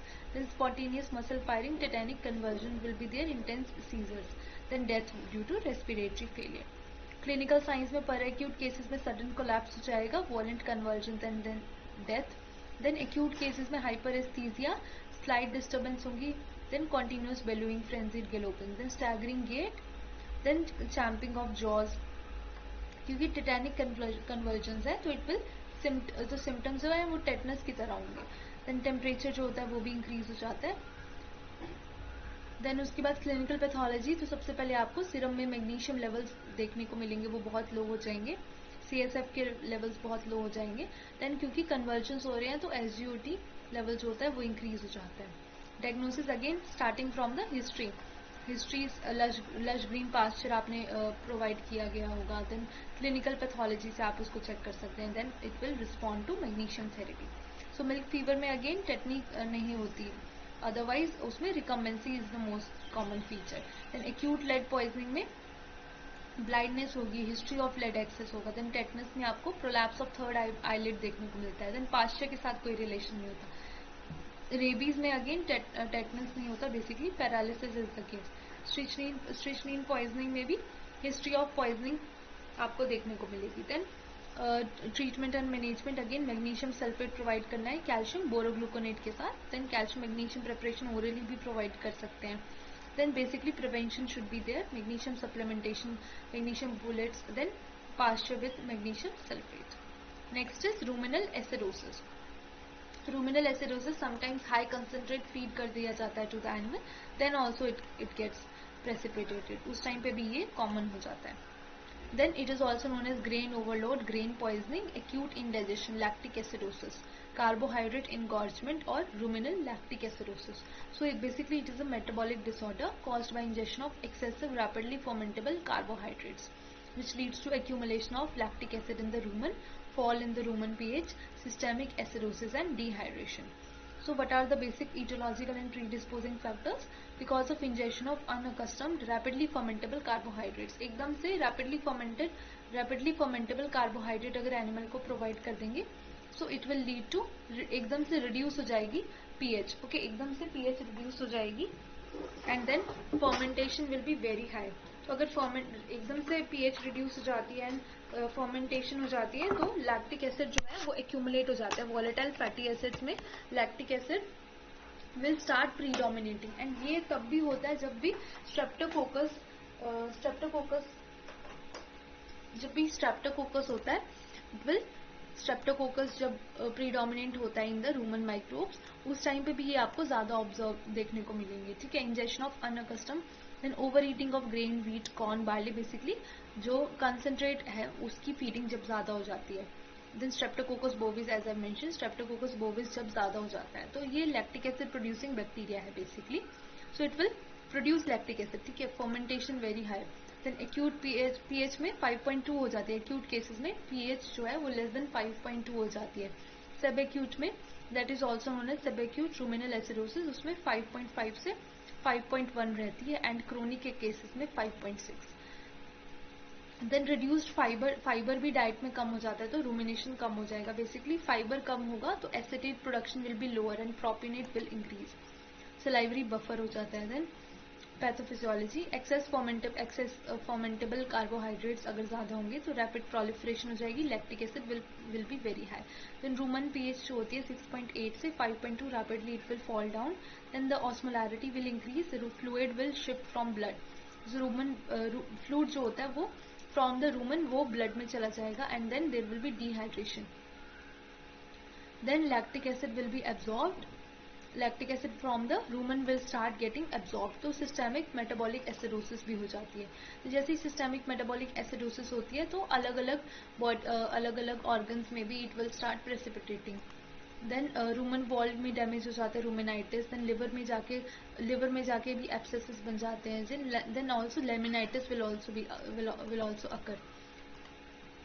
तो लेमनेस भी आ जाती है इसमें. देन सर्कुलेटरी फेलियर हो जाता है क्रोनिक केसेस में, laminitis. And even acute cases में death will occur. Then acute cases में सडन ऑनसेट होगा 4 to 6 hours after injection. Severe depression, weakness and ataxia. Anorexia will be there. Then teeth grinding. Ruminal atony will develop. Okay. Then ocular changes. Subacute cases में feed intake will be low. Milk fat जो होता है वो भी low हो जाता है. Chronic cases में poor body condition, liver abscesses will be there. जैसे हमने क्लिनिकल पैथोलॉजी अभी देखी, रूमन पीएच होता है एक्यूट केसेस में 5.2 से लो चला जाता है. सब एक्यूट में 5.5 से 5.1, नॉर्मल में 6.2 से. बेसिकली नॉर्मल में अराउंड न्यूट्रल पीएच होनी चाहिए. ब्लड की पीएच भी लो चली जाती है, 7.35 से लो चली जाती है. देन ब्लड में बाइकार्बोनेट जो होता है वो भी लो हो जाता है बिकॉज क्योंकि एसिडोसिस हो जाती है. पीसीवी इंक्रीज हो जाता है. जो भी साइंस होते हैं डिहाइड्रेशन के, पीसीवी इंक्रीज हो जाते हैं. जो clinical pathology will be similar. Then diagnosis again right from the history. Recent gain of recent access to grain, sudden change in the diet. The Roman pH में आपको clinical pathology में भी देखने को मिलेगा. देन रूमेनोटमी हो जाती है.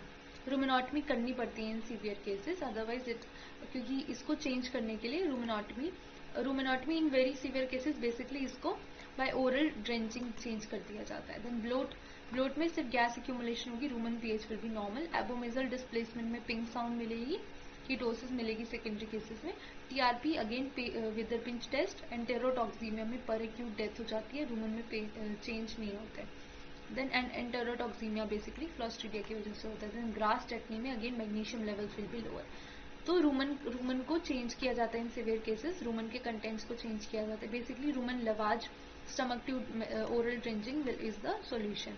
सोडियम बाइकार्बोनेट, बेसिकली क्योंकि एसिडोसिस हो गई है तो we will supply the alkaline material that is sodium bicarbonate. Even IV fluids because metabolic acidosis is also there. Then antihistamines, rumen transformation, रूमिनल contents healthy cow से प्रोवाइड किए जाते हैं. Then prevention is better. Proper diet transition करनी चाहिए. Monensin, rumen buffers and adequate roughage should be provided. Then downer cow syndrome, it is also known as creeper cow. Then ischemic myopathy syndrome. So downer is basically a cow which is unable to rise after 24 hours despite to calcium treatments. Usually it is a complicated hypocalcemic parturient paresis characterized by prolonged recumbency, normal mentation and absence of metabolic causes. Most common है ये complications of delayed incomplete treatment of milk fever. जब 4 hours या delayed treatment से क्या होता है, इस्चीमिक necrosis हो जाती है, फिर एनिमल जो होता है वो रिकमेंट रह जाता है, डाउनर काउ, फिर वो उसके बाद रिस्पॉन्ड नहीं कर पाता। Whenever there is traumatic injury to muscles, जैसे कि अभी हमने पढ़ा था डिस्टोकिया के केसेस में ऑब्टुरेटर नर्व पैरालिसिस हो जाता है, उस टाइम पे भी ये ऑब्जर्व की जाती है। देन नर्व इंजरी जैसे शैटिक, ऑब्टुरेटर, रेडियल और पेरोनियल नर्व्स, जब ये नर्व में इंजरीज हो जाती है प्रोलॉन्ग रिकम्बेंसी की वजह से या डिस्टोकिया की वजह से, ट्रॉमेटिक इंजरी की वजह से, when ever there will B persistent hypophosphatemia, hypokalemia, then also it will result in creeper cow condition. In the case of toxemia, per acute mastitis, acute peritonitis, then uterine rupture, then also it is observed. Insufficient calcium treatment is causing ischemic necrosis of muscles, then malnutrition, overfat, slippery floors, epidural anesthesia, then myocarditis. So there are multiple predisposing factors are responsible for causing downer cow syndrome. So there will be prolonged recumbency of more than 4 hours from milk fever or dystocia. The body weight starts compressing the muscles. So there will be ischemia. Okay, muscular ischemia. So blood supply will reduce and oxygen supply will reduce. So there will be there will be necrosis. Ischemic necrosis will develop especially in the hind quarter muscles. So there will be potassium loss from necrotic muscles, SGOT, and creatinine kinase will increase. जब भी muscular damage होता है तो ये जो enzymes होते हैं तो ये रिलीज हो जाते हैं मसल से, तो ब्लड में ये एंजाइम्स आपको एलिवेटेड लेवल्स में दिखेंगे। Then nerve compression, sciatic obturator nerve compress हो जाती है, then it will lead to paralysis. Even after calcium restores the neuromuscular function, muscular damage हो चुका है इसलिए एनिमल जो है वो कम्प्लीटली रिकम्बेंट ही रहता है। Permanent recumbency, prognostic criteria is knuckling the rate of muscle damage.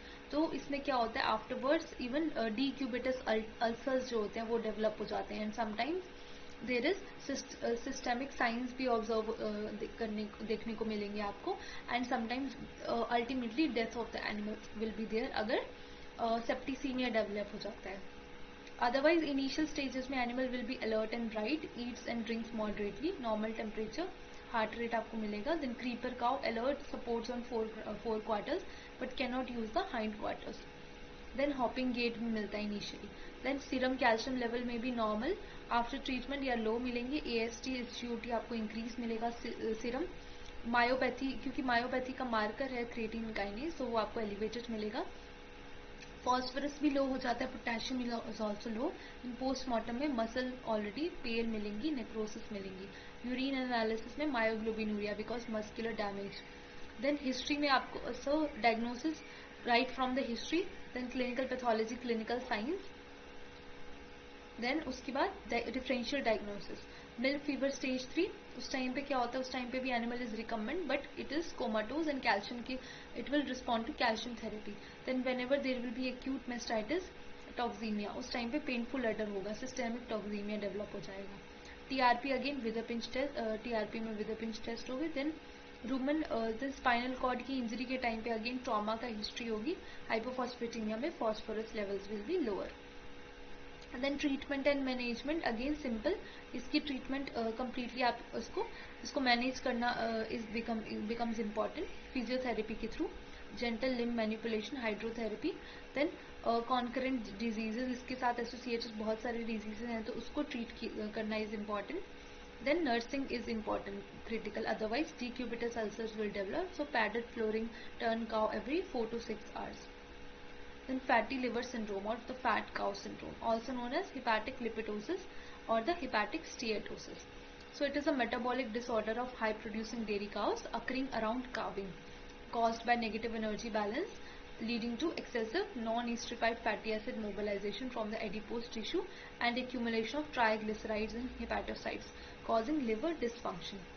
So the factors which are caused which lead to the occurrence of fatty liver syndrome is that over conditioning of cows at calving when the BCS will be more than 3.5 or even 5. Then abrupt fall in dry matter intake after prepartum period because it will result in sudden negative energy balance.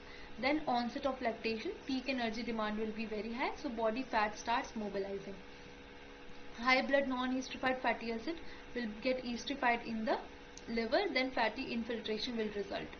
Then insulin resistance may develop because of leading to impaired fatty acid oxidation and reduced VLDL exported from the blood.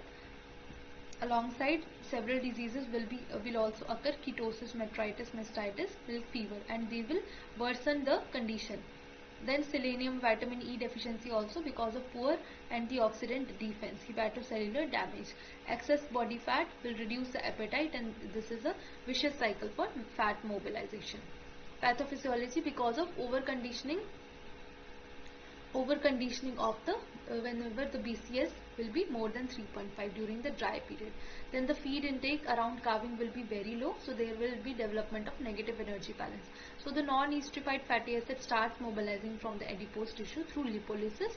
Liver becomes overwhelmed, and the triglycerides, TG means triglycerides, starts accumulating in the hepatocytes. Then hepatocyte function will reduce, gluconeogenesis will reduce, then urea synthesis and immune proteins, again everything will reduce because the hepatocytic function gets impaired. Then alongside concurrent ketosis, whenever the ketone bodies will be present, immune suppression will be there, and then it will be susceptible to infectious diseases. Liver failure will result, causing jaundice, encephalopathy, and even death in extreme cases. Clinical signs: okay, there will be reduced appetite and milk production will be high. Then lethargy, even the milk production will start reducing. Then lethargy, weakness, depression, jaundice, icterus in severe cases. Then concurrent diseases, very common, like ketosis, milk fever, retained placenta. Increased susceptibility to infections, hepatic encephalopathy will be there. Even the sudden death will be there in very per acute cases.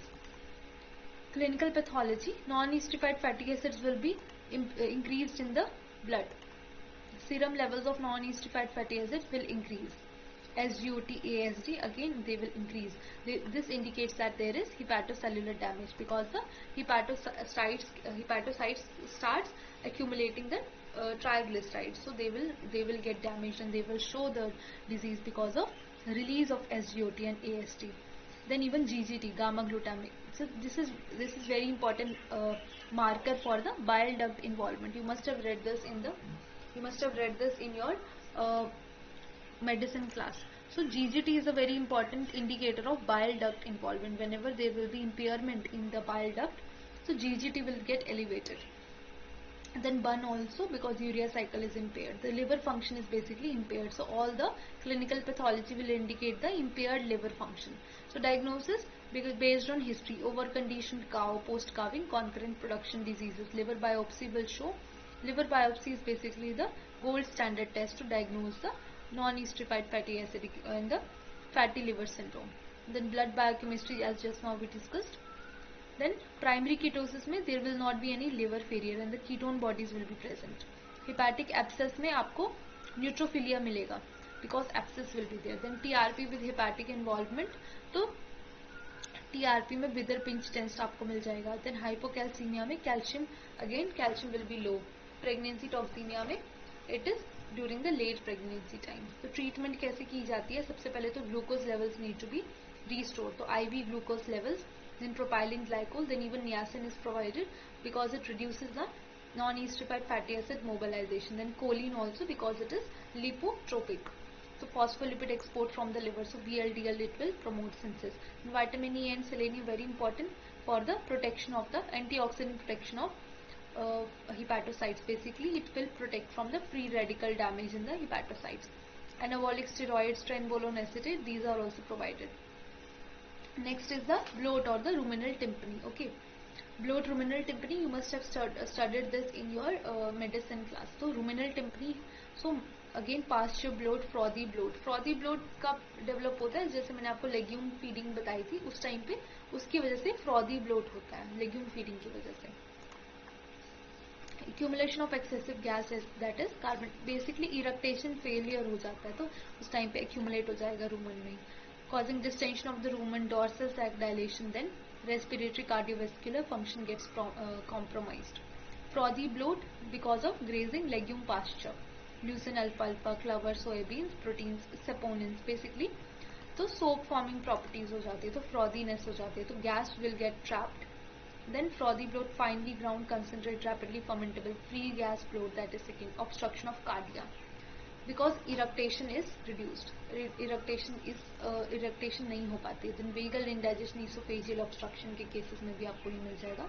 Secondary to TRP, sometimes because of TRP also bloat is developed. Abomasal displacement recumbency, grain overload, that is जो अभी हमने पढ़ा acidosis. Then young calves में drinking milk from bucket, aerophagia, iatrogenic. Then high risk period, wet lush spring pastures, जिसमें clover जो होता है, Frost covered क्लवर, तो उसमें कंटेंट जो होता है वो बहुत हाई होता है। Then injection of bloat producing feeds, that is जो अभी हमने लेग्यूम पास्चर्स वो सब पढ़ा, या फिर obstruction of cardia, gas production is increased, eructation mechanism is blocked.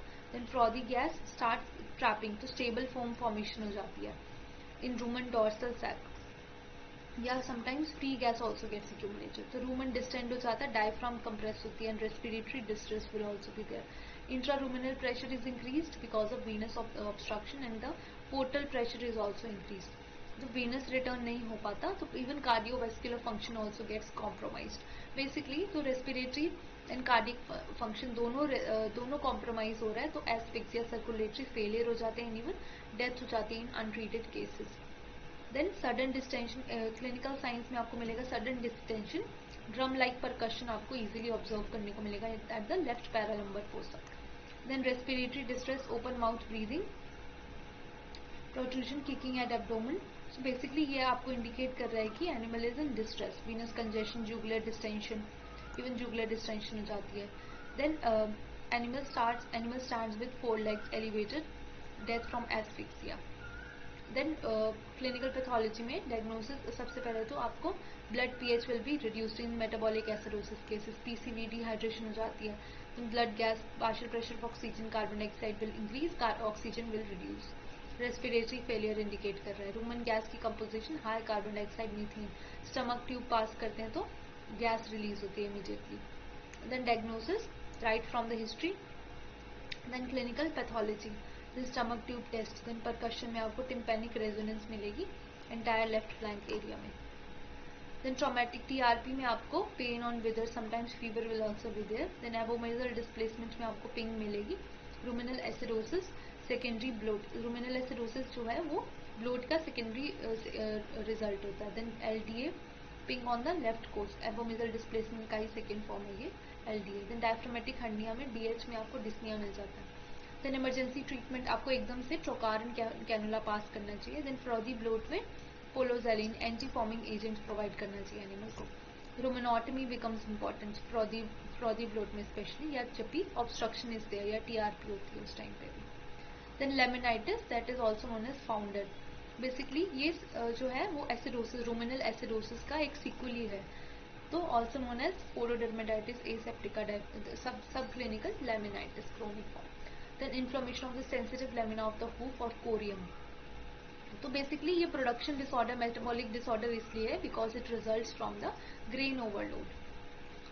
So excess rapidly fermentable, the complete physiology, pathophysiology will be completely similar to the जो हमने अभी रूमिनल एसिडोसिस पढ़ी थी। तो रूमिनल एसिडोसिस से bacterial endotoxin, lipopolysaccharide will gain access and then it will cause a vasomotor disturbance in the digits, metritis, mastitis या retain placenta, ROP, retention of placenta, उस time पे भी systemic signs you will observe, endotoxemia की वजह से, then grain overload की वजह से। then again pathophysiology, grain overload, endotoxemia, systemic disease, जो भी इसका primary cause है उसकी वजह से। histamine will increase, endotoxin, vasoactive amines bloodstream में increase हो जाएंगे। then arteriovenous shunting of the digital vessels will be there, then ischemia, then inflammation of the corium, then again similarly laminitis will develop, and then the horn quality degrades, and in the chronic cases the slipper foot and the white line disease will develop. Clinical signs में sudden severe lameness होगी, reluctance to walk, animal will start shifting its body weight from one hoof to another, then heat and pain in hoofs, basically classical signs of inflammation you will observe, stiffness, sawdust, walking, then fever, chronic cases में yellow pink discoloration, hemorrhages होंगे, sole ulcers, ulcer develop हो जाएगा, slipper foot, corkscrew claw will develop. then clinical pathology में कोई pathognomic science नहीं मिलेंगे, but basically depending on the primary condition किसकी वजह से ये डिजीज हो रही है तो वो आपको देखने को मिलेगा। ब्लड में एंडोटॉक्सिन, सिस्टेमिक लेमिनाइटिस की वजह से। देन WBCs इंक्रीज हो जाते हैं in several severe cases. Clinical signs और हिस्ट्री के बेसिस पे and then the clinical signs, basically आपको क्लिनिकल साइंस के केसेस में आप इसको डायग्नोज कर सकते हैं बेटर। फिर रेडियोग्राफी में कर सकते हैं आप थर्ड फेलेंक्स की। देन फुट रॉट, समटाइम्स माइक्रोबैसिलोसिस की वजह से फुट रॉट हो जाती है तो उसमें आपको प्यूट्रिड ओडर मिलेगी। Then digital dermatitis, strawberry like lesion मिल जाएंगे, सोल एप्सिस, वहाँ पे पस डेवलप हो जाती है। देन ग्रास टेटनी में तो आपको मसल ट्रेमर्स देखने को मिलेंगे मैग्नीशियम की वजह से। आर्थराइटिस में जॉइंट स्वोलन हो जाते हैं। Then primary treatment, basically dietary cause को आपको रिमूव करना होगा। If it is because of ruminal acidosis तो कंसंट्रेट फीडिंग कम करनी होगी एंड रफेज प्रोवाइड करना होगा। अदरवाइज इसके बेसिकली मैनेजमेंट ही आप इसकी कर सकते हैं। Then NSAIDs, basically symptomatic treatment की जाती है फिनाइल ब्यूटाजोन हॉर्सेस में, flunixin, meglumine. Then antihistamines, hoof trimming, basically आप इसको मैनेज ही कर सकते हैं through symptomatic treatment. Then displacement, LDA और RDA, that is right displacement of abomasum और लेफ्ट डिस्प्लेसमेंट ऑफ एबोमिज्म। तो इसको एबोमिज्म वॉल्वुलस भी कहते हैं, इसमें टॉर्जन भी हो जाते हैं कभी कभी। इसको displacement of the gas filled abomasum from its normal position, right ventral abdomen. Basically normal position is ventral position, right में वेंट्रल पोजीशन में होते हैं तो ये उसकी instead of that it will get displace to the left side sometimes causing LDA and even right side RDA। Torsion हो भी सकता है, नहीं भी हो सकता है इसके केसेस में। whenever there will be hypocalcemia, reduced calcium, तो एबोमिजल स्मूथ मसल की टोन जो होती है वो रिड्यूस हो जाएगी, तो there will be atony. Then gas starts accumulating inside the abomism and it will cause displacement. In the case of negative energy balance, ketosis के साथ आपको ये देखने को मिलेगा ज़्यादातर। Because of high concentrate diet during transition period, increased volatile fatty acid production and increase gas. Volatile fatty acid production की वजह से भी एबोमिजल एटोनी हो जाती है। फर्स्ट 6 वीक्स में आपको ऑब्जर्व करने को मिलता है, मोस्टली कीटोसिस में उसी टाइम पे होता है। ओवर कंडीशन काउस में sudden drop in dry matter intake, वो उसकी वजह से ये डिजीज जो है वो प्रीडिस्पोज होती है। मोस्टली आपको LDA ही आपको देखने को मिलेगा, लेफ्ट डिस्प्लेसमेंट ज़्यादातर देखने को मिलती है। देन कैल्शियम जब भी कम हो जाएगा या एनर्जी कम हो जाएगी, एबोमिजल एटोनी हो जाएगी इसकी वजह से। Gas will start accumulating, basically otherwise वो कॉन्ट्रैक्ट कर जाएगा तो gas will get eliminated. Otherwise अगर एनिमल जो है वो उसका एबोमिज्म एटोनी हो गई है, उसमें कॉन्ट्रैक्शन बंद हो गई है तो गैस उसके अंदर एक्यूमुलेट हो जाती है। तो गैस फिल्ड एबोमिज्म जो है वो बॉइंट हो जाएगी, उसमें बॉइंसी फोर्स आ जाएगी तो वो ऊपर की तरफ आ जाएगा। डिस्प्लेसेस लेफ्टवर्ड या rightward. LDA trapped between rumen and left body wall. Gas cannot escape out. Pyloric outflow is obstructed and increased fluid या HCl accumulation, metabolic alkalosis. RDA में volvulus sometimes also develop, so mesenteric torsion will be there, ischemia, endotoxemia, and LDA में chronic ketosis, RDA volvulus, rapid shock and even death. तो clinical science LDA में gradual onset रहता है, milk yield कम हो जाएगी, apatite आपकी reduce हो जाएगी एनिमल की, एंड रिकरेंट कीटोसिस के साइंस मिलेंगे। LDA में लेफ्ट फ्लैंक में आपको एबोमिज्म मिल जाएगा। तो करेक्टरिस्टिक मेटालिक पिंक साउंड आपको ऑब्जर्व करने को मिलेगी after percussion and auscultation at 7th and 12th rib. देन रूमन की motility is also affected, faeces जो होते हैं वो स्टॉप हो जाते हैं and dehydration will also be there. Then क्योंकि इसके साथ कीटोन बॉडीज, कीटोसिस भी इसका कॉन्करेंट इसके साथ होता है तो आपको उसके साइंस भी साथ में मिलेंगे। Ketone odour, Rothera's nitroprusside test will be positive. Metabolic alkalosis, clinical pathology में आपको मेटाबॉलिक एल्कलोसिस मिलेगी, hypokalaemia, blood ketones will be increased, blood glucose will be reduced, PCV dehydration हो जाएगी तो PCV विल गेट एलिवेटेड। तो diagnosis based on history. उसके बाद ping, this is a सबसे characteristic feature, gold standard test is the ping, आपको ping मिलेगी auscultation और परकशन के टाइम पे। Then differential features, differential diagnosis कैसे कर सकते हैं आप। रूमन में ब्लोट हो गया है तो एरिया जो होता है बेसिकली इसका जो है 7th to 12th रिब में आपको मिलेगा। लेफ्ट फ्लैंक में कम्प्लीटली फुली एरिया नहीं होता ब्लोट का। देन सीकल डायलिटेशन टॉर्जन में अगेन आपको उसके केस सीकल डायलिटेशन और टॉर्जन में भी आपको स्कैंटी फीसेस मिलेंगे, बट आपको सीकम जो होता है उस टाइम पे जब आप राइट फ्लैंक चेक करेंगे तो आपको पैल्पेबल सीकम मिल जाएगा रेक्टल एग्जामिनेशन में। टीआरपी में पिंग नहीं होती, बेसिकली पिंग जो होता है वो इसी में ही आपको ऑब्जर्व होगी और किसी में नहीं होगी। Then treatment and management, rolling and right flank laparotomy abomasopexy, basically surgical treatment ही होता है इसका, ठीक है, सर्जिकली इसको ट्रीट करना होता है। एबोमेजोपेक्सी उसको एमेंटम के साथ जोड़ देते हैं। Then retained placenta, ROP retention of placenta, ये गायनेकोलॉजी की क्लासेस में आपने पढ़ा होगा, but it is also because of basically ये इसका एक रीजन जो होता है रिटेंशन ऑफ प्लेसेंटा, वो ये हार्मोनल रीजंस भी रहते हैं, बट हार्मोनल रीजंस के अलावा इसका बेसिक रीजन एक ये भी रहता है, जब भी हाइपोकैल्सीमिया होगा तब भी आपको आरओपी देखने को मिलेगा। So it is also known as retained foetal membrane, retained after birth या retained placenta. Failure to expel the fetal membranes on placenta within 12 to 24 hours in cattle or 6 hours in mares and so after parturition. It is the most common post-parturition reproductive disorder in dairy cattle. Then hypocalcemia आपको मिलेगा because of lower calcium levels, तो uterine smooth muscle contractibility reduce हो जाती है, and even जो cartilagens और caruncles जो होते हैं वो separate नहीं हो पाते हैं। Then selenium and vitamin E deficiency disorder के केसेस में भी आपको ये देखने को मिलेगा, impaired immune function.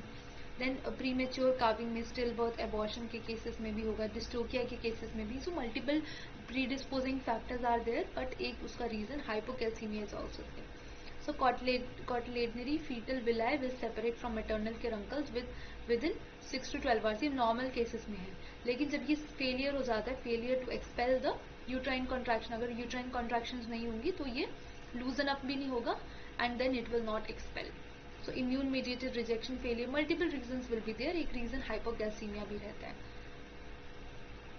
Then clinical signs, visible hanging fetal membrane, fetal odour, purulent foul smelling vaginal discharge, depression, anorexia, reduced milk yield, straining tenesmus due to weight of retained membrane. Then long term cases में fertility will get reduced. Endometritis, it will basically ROP की वजह से metritis mastitis syndrome भी हो जाता है। Then WBC will get higher, increased serum acute phase proteins, calcium will reduce, hypocalcemia. Uterine cultures में आपको E. coli और other Archaeobacterium pyogenes, pus forming bacteria will also be there, Fusobacterium necrophorum. Okay, it will also cause pus in the animal. Then diagnosis cases में clinical diagnosis, एक तो visibly you will observe the visible membranes. Then rectal vaginal examination से भी आप इसको check कर सकते हैं। Then sometimes prolapsed uterus आपको देखने को मिलेगा, तो उसमें पूरा का पूरा यूट्रस आता है, बट इसमें जो होती है इसमें foetal membranes you will see. Vaginal prolapse में भी again vaginal wall you will see. Puerperal metritis में रिटेन प्लेसेंटा के बाद ये प्यूरपेरल मेट्राइटिस भी हो सकता है, secondary cause of metritis and mastitis. Then treatment क्या है इसमें, बेसिकली ऑक्सीटोसिन प्रोवाइड किया जाता है विद इन 24 आवर्स, ताकि एकदम से यूट्राइन कॉन्ट्रैक्शन जो है वो प्रोमोट हो जाए। देन प्रिवेंशन के लिए again same, hypocalcaemia needs to be prevented. Then lastly the Compton metabolic profile test. अभी हमने जो भी प्रोडक्शन डिसऑर्डर्स पढ़े उसके लिए हमें Compton metabolic profile test is basic measurement, जिससे हम चेक कर सकते हैं कि एनिमल में न्यूट्रिशनल डिसऑर्डर है या नहीं है। So lab measurement of blood components to reflect the nutritional status of the herd और इंडिविजुअल विद और विदाउट क्लिनिकल डिजीज, यानी कि क्लिनिकल डिजीज हो या ना हो उससे पहले हम उसको चेक कर लेंगे। ओके, उससे पहले हम उसकी न्यूट्रिशनल प्रोफाइलिंग कर लेंगे। सो that is through Compton metabolic profiling, based on the concept that blood composition becomes abnormal only when the homeostasis is upset. तो हमेशा जब भी होम्योस्टैसिस अपसेट होगा तो उस टाइम पे ब्लड में ये चीजें रिफ्लेक्ट हो जाएंगी। So haemoglobin, PCB, glucose, burn, calcium, so basically हम इन सब चीजों को चेक करते हैं। ठीक है, ये सारी चीजों को चेक किया जाता है और इससे ही हम चेक कर सकते हैं कि एनिमल में कौन सी न्यूट्रिशनल डिजीज जो है वो डेवलप हो सकती है। So haemoglobin, PCB, PCB for the dehydration also, glucose, burn, calcium, phosphorus, magnesium, sodium, potassium, so basically mineral profiling भी की जाती है। then total protein, albumin, copper, iron and non-esterified fatty acids। सो ये फुल प्रोफाइलिंग की जाती है। Then mini profile, इसमें से कुछ इंपॉर्टेंट चीज़ें ही हम चेक करते हैं। जब एनर्जी प्रोटीन असेसमेंट किया जाता है through blood glucose, burn, albumin and AG ratio. Then individual के केसेस में प्रिवेंशन के लिए basically cholesterol, SGOT, blood glucose, serum urea nitrogen, blood urea nitrogen, albumin 4 to 10 weeks post calving को again इसको बार बार रिपीट किया जाता है एक पर्टिकुलर इंडिविजुअल स्पीशीज के लिए। देन कैसे चेक करते हैं, ड्राई काउज में और हाई यील्डिंग काउज में एनिमल की ग्रुपिंग कर लेते हैं एंड देन उसमें से ब्लड कलेक्ट किया जाता है for representative samples. More than 3 times per year इसको चेक करते हैं, समर में, ऑटम, विंटर, अलग अलग सीजन में इसको चेक कर सकते हैं। When nutritional imbalance is suspected, then blood से एचबी, पीसीबी चेक करते हैं, सीरम से calcium, phosphorus, magnesium, sodium, potassium, basically all the other blood में हीमोग्लोबिन एंड पीसीबी, मोस्टली जो सीरम लेवल्स होते हैं उसी को ही चेक किया जाता है। एबनॉर्मल वैल्यूज जो होती हैं, बेसिकली एबनॉर्मल वैल्यूज से हम इसको चेक करते हैं एंड एवरेज वैल्यूज हम इसकी एस्टैब्लिश कर लेते हैं। तो blood glucose basically all these जो अभी तक हमने क्लिनिकल पैथोलॉजी जितनी भी पढ़ी थी वो ही यहाँ पे अप्लाई होती है। बेसिकली यहाँ पे आपको एक ही चीज याद रखनी है कि प्रोडक्शन डिजीजेस को चेक करने के लिए कॉम्प्टन मेटाबॉलिक प्रोफाइल टेस्ट जो होता है CMT, वो इम्पॉर्टेंट होता है। CMPT जो है वो that is for the detection of production disorders या metabolic disorders. So that was all for nutrition.